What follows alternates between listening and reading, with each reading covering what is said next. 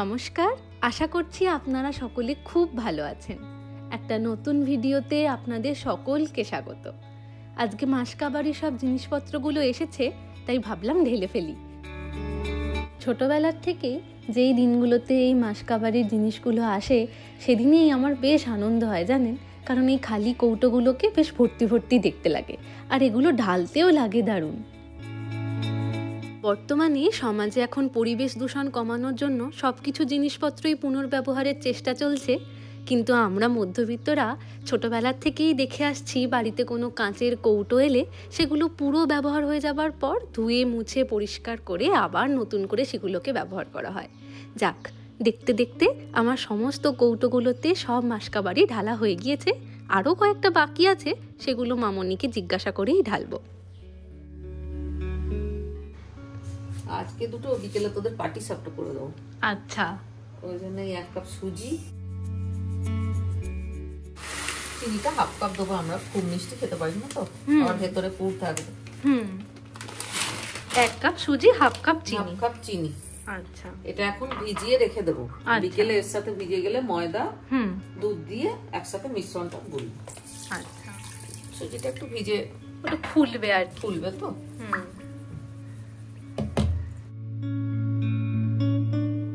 সন্ধেবেলা পাটিসাপটার সাথে কয়েকটা ভাপা পিঠেও হবে, সেই জন্য এখানে কয়েকটা নারকেলকে ভালো করে ভেঙে ধুয়ে রাখা রয়েছে, এগুলোকে কুড়িয়ে নেওয়া হবে। দুপুরে যে সুজি আর চিনিটাকে ভিজিয়ে রাখা হয়েছিল ওটাকে এবার পেস্ট করে নিতে হবে।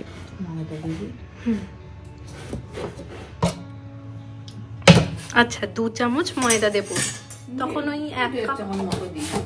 আচ্ছা, 1 কাপ সুজি আর আধ কাপ তোমার চিনি ছিল। এই ময়দাটা তাহলে কাপের মাপে কতটা হবে? 1 কাপ ময়দা দুধ দিয়ে ব্লেন্ড করে নেব। আচ্ছা,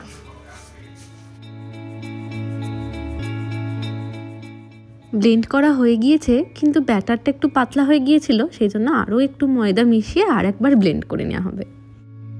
এটা তৈরি হয়ে গেছে।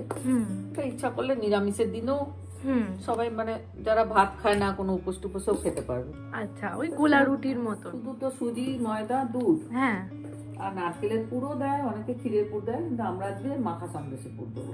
আচ্ছা, এই যে মাখা সন্দেশও আনা হয়ে গেছে। এটা গুড় দিয়ে তৈরি না মামনি? হ্যাঁ, নলেন গুড়ের মাখা সন্দেশ। আচ্ছা, আমরা পাটিসাপটা ঘিয়ে করি। আচ্ছা, ঘিয়ের পাটিসাপটার গন্ধটাও খুব ভালো হয়, সেই জন্য আমি একটা দেখিয়ে দিচ্ছি। হ্যাঁ, বাকিগুলো তুই করবি। হ্যাঁ, আমি ততক্ষণে ওই সেদ্ধ পিঠে করবো একটু আজকে। বাবা পিঠে খেতে ভালোবাসে।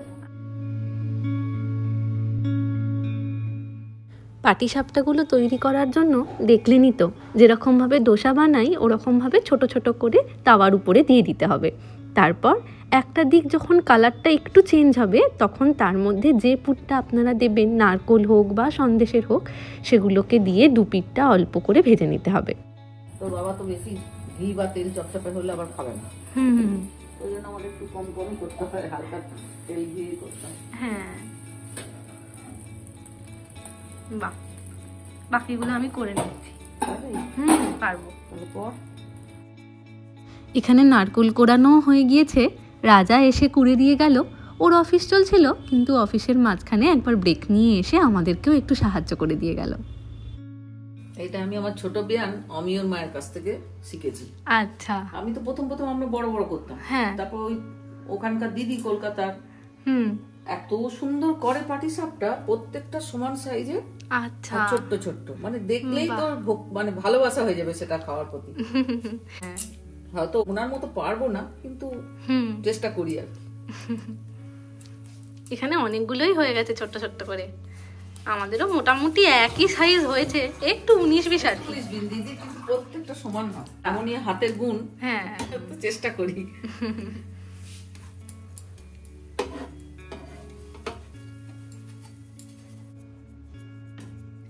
হাফ নারকেলে পুর করবো, 250 মতো গুড় দিলাম।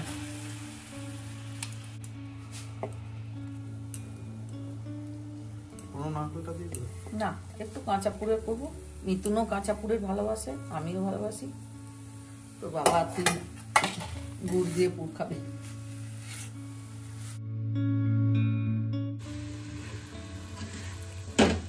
হয়ে গেছে বলো নারকলের পুরটা?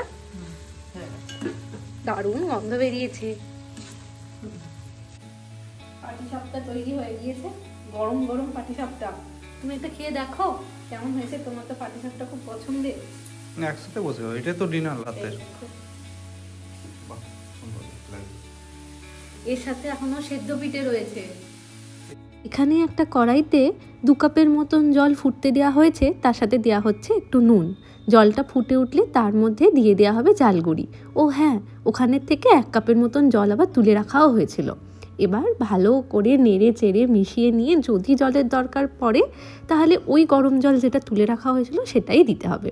তারপর ওটাকে নামিয়ে নিয়ে হাতে করে ভালো করে মিশিয়ে নিতে হবে। আমার একটা বানানোর সময় তোমার 4টে হয়ে যাচ্ছে। ঠিক আছে, তুই তো পারছিস, এটাই অনেক। তোর চেষ্টা আছে, তুই শিখে যাবি তাড়াতাড়ি। আমাদেরই কি একদিনে হয়েছে নাকি করতে করতে? তখন এখন জিনিসটা কি সুন্দর। রান্না তোরটাও আরো সুন্দর, কিন্তু আমি তাড়াতাড়ি করছি বলে এরকম করে মুখে দিচ্ছি।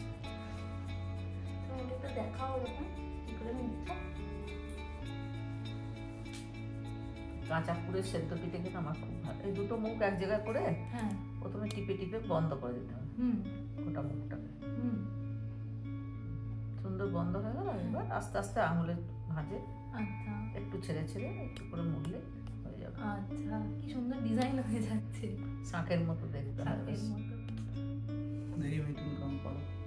আমি তো অন্য রকমের মুড়া মুড়ছিলাম, ওই ডিজাইনটা পাচ্ছিলাম না। ঠিক আছে, তুই তোর মতো একটা মুড়ে দেখিয়ে দে ওকে। ও খুব সুন্দর করছে। মোমো না, মোমোর ডিজাইনটা আলাদা। মোমোটা আমি মুড়তে পারি না, ওটা খুব শক্ত লাগে না। কিছুই শক্ত না, কিন্তু তুই দেখলেই পারবি।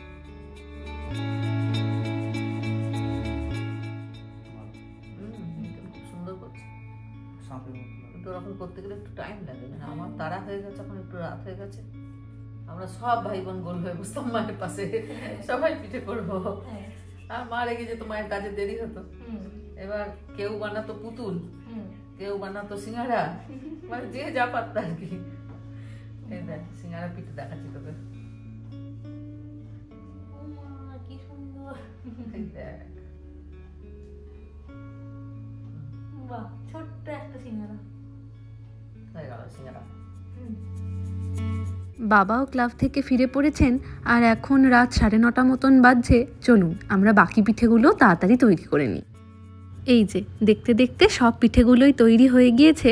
এবার একটা পাত্রে জল নিয়ে ওটাকে অনেকক্ষণ ফোটানোর পর এই ঝাঁঝরিটাকে বসিয়ে দেবো সিদ্ধ হতে 30 মিনিটের জন্য। এই যে দেখুন আমাদের সিদ্ধ পিঠে তৈরি। আমাদের তৈরি সব পিঠেগুলোই টেবিলের উপরে সাজিয়ে রাখা রয়েছে। আর কি সুন্দর দেখতে লাগছে দেখুন। এতক্ষণের পরিশ্রম আমাদের সার্থক। যাক, অনেকটাই রাত হয়ে আসছে, এবার বাবাকেও খেতে দিয়ে দেবো, তারপর আমরাও খেয়ে নেব। ভালো হয়েছে বাবা? হ্যাঁ, ওটা পাটিসাপটা আর বাকিগুলো সব সিদ্ধ পিঠে। এটা সন্দেশ, ওই মাখা সন্দেশ, গুড়েরই মাখা সন্দেশ। চলুন এবার আমরাও খেয়ে নিই। আজ তাহলে আসি, আবার আসবো নতুন একটা ভিডিও নিয়ে। ততক্ষণ সকলে সুস্থ থাকবেন, সচেতন থাকবেন আর সকলের খেয়াল রাখবেন।